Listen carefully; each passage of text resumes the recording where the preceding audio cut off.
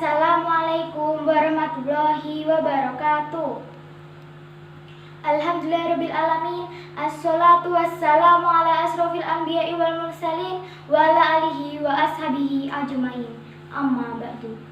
Bapak Kepala MTS Muhammadiyah Duan Jenangan yang saya hormati, Bapak Ibu Panitia Muda Jaya Competition 2021 yang saya hormati, segenap Dewan Juri Lomba DI Muda Jaya Competition 2021 yang saya hormati.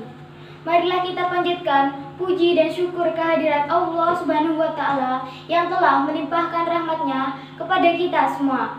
Semoga kita semua senantiasa dalam lindungan Allah Subhanahu wa Ta'ala. Salawat dan salam semoga tetap tercurahkan kepada junjungan kita, panutan kita, Rasulullah Muhammad Sallallahu Alaihi Wasallam. Semoga kelak di yaumil qiyamah kita termasuk golongan umat yang akan mendapatkan syafaat beliau. Hadirin yang kami hormati, pada kesempatan kali ini saya akan berpidato tentang hikmah pandemi COVID-19. Sebagaimana kita ketahui bersama, dunia saat ini sedang diliputi wabah virus corona. Tak ketinggalan negeri kita, Indonesia. Dari hari ke hari, korban COVID-19 membengkak.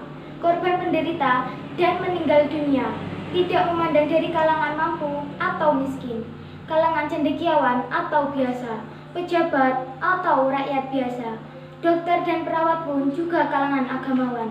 Kerumunan dan keramaian mulai ditiadakan, pengajian, tabligh akbar, dan acara keagamaan dan keduniawian diurungkan.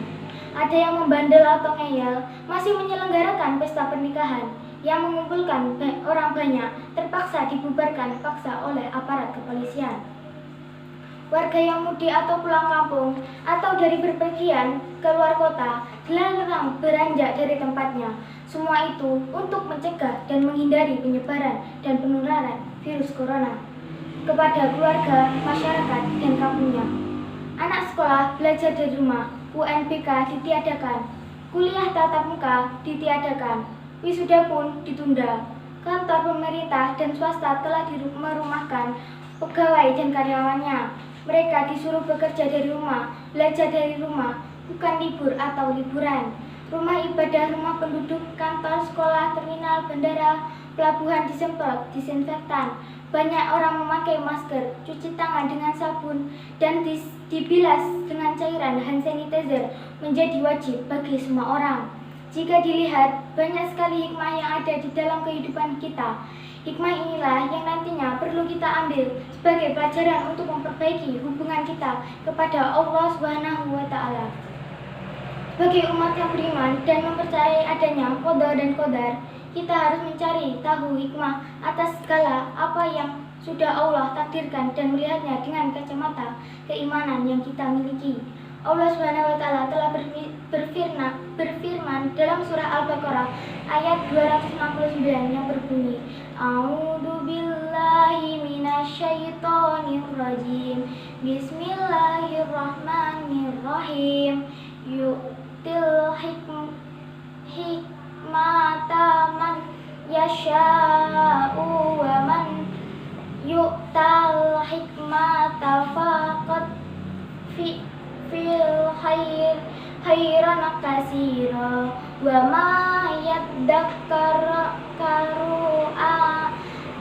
ulul albab. Artinya, dia memberikan hikmah kepada siapa yang dia hendaki. Barang siapa diberi hikmah, sesungguhnya dia telah diberi kebaikan yang banyak, dan tidak ada yang dapat mengambil pelajaran kecuali orang-orang yang mempunyai akal sehat. Bagi umat muslim, semua yang terjadi di muka bumi tidak ada yang sia-sia. Semuanya ada hikmahnya. Dalam Islam, kehidupan kaum muslimin memang sangat menakjubkan. Ketika diberi nikmat, dia bersyukur. Saat ditimpa musibah, dia bersabar. Tak ada takdir yang sia-sia, apalagi yang bersifat mudarat. Semuanya manfaat. Tinggal lagi manusianya yang berpikir atas semua kehendaknya agar kita tetap husnuzon kepada Allah, dan jangan sekali-kali kita berpikir seuzon kepadanya, termasuk dalam menanggapi wabah virus corona ini. Menurut AGYM, ada banyak hikmah yang bisa diambil dari wabah COVID-19 ini. Di antaranya, Pertama, kita semakin yakin bahwa Allah sungguh Maha Kuasa. Allah dapat menjadikan dunia dan seisinya bertekuk lutut dengan takdir yang terjadi. Dua, kita semakin sadar dan harus mau mengakui kalau manusia itu sebenarnya tidak berdaya. Mau sepintar apapun, sekaya apapun, sesehat apapun, ternyata ketika didatangkan wabah virus menjadi lemah dan tidak berdaya. Ketiga, semua masalah ini bisa diatasi kalau kita saling bahu-membahu, membantu, mendukung, dan semangat kebersamaan. Keempat, semakin meyakini kalau sedekah itu penting dan kita juga harusnya selalu mengembangkan kepedulian terhadap orang lain. Kelima, berhasil new normal saat ditentukan dengan kedisiplinan kita dalam berperilaku. Islam yang agama yang disiplin dan orang yang kuat adalah mereka yang disiplin setiap saat. Pungkas beliau. Bagaimana hikmah pandemi COVID-19 di dunia pendidikan? Dengan adanya pembatasan interaksi Kementerian Pendidikan di Indonesia mengeluarkan kebijakan yaitu dengan meliburkan sekolah dan mengganti proses kegiatan belajar mengajar dengan menggunakan sistem dalam jaringan daring. Dengan menggunakan sistem pembelajaran secara daring ini, terkadang muncul berbagai masalah yang dihadapi oleh siswa dan guru, seperti materi pembelajaran yang sebelum selesai disampaikan oleh guru, kemudian guru mengganti dengan tugas lainnya. Hal tersebut menjadi keluhan bagi siswa karena tugas yang diberikan oleh guru lebih banyak. Permasalahan lain dari kalangan sistem pembelajaran secara online ini adalah akses informasi yang terkendala oleh sinyal yang menyebabkan lambatnya dalam mengakses informasi. Akibat mereka terlambat dalam mengumpulkan suatu tugas yang diberikan oleh guru. Belum lagi bagi guru yang memeriksa banyak tugas yang telah diberikan kepada siswa, membuat ruang penyimpanan gadget semakin terbatas. Penerapan pembelajaran online juga membuat pendidik berpikir kembali mengenai model dan metode pembelajaran yang akan digunakan. Di balik masalah dan keluhan tersebut, ternyata juga terdapat banyak berbagai hikmah bagi pendidikan di Indonesia. Di antaranya, siswa maupun guru dapat menguasai teknologi untuk menunjang pembelajaran secara online ini. Berbagai media pembelajaran jarak jauh pun dicoba dan digunakan. Sarana yang digunakan sebagai media pembelajaran online antara lain e-learning, aplikasi Zoom, Google Classroom, YouTube maupun media sosial WhatsApp. Penggunaan teknologi dalam penyelesaian tugas pada siswa juga dapat menimbulkan kreativitas di kalangan siswa dalam mengembangkan pengetahuan yang telah mereka miliki. Dengan metode pembelajaran yang bervariasi dari guru, mereka dapat menciptakan suatu produk pembelajaran kreatif yang dapat mengembangkan pemikiran melalui analisis mereka sendiri tanpa keluar dari pokok bahasan materi yang telah disampaikan oleh guru. Adanya pandemi COVID-19 juga memberikan hikmah yang lainnya. Pembelajaran yang dilakukan di rumah dapat membuat orang tua lebih mudah dalam memonitoring atau mengawasi perkembangan belajar anak secara langsung. Orang tua lebih mudah dalam membimbing dan mengawasi secara belajar anak di rumah. Hal tersebut akan menimbulkan komunikasi yang lebih intensif dan akan menimbulkan hubungan kedekatan yang lebih erat antara anak dan orang tua.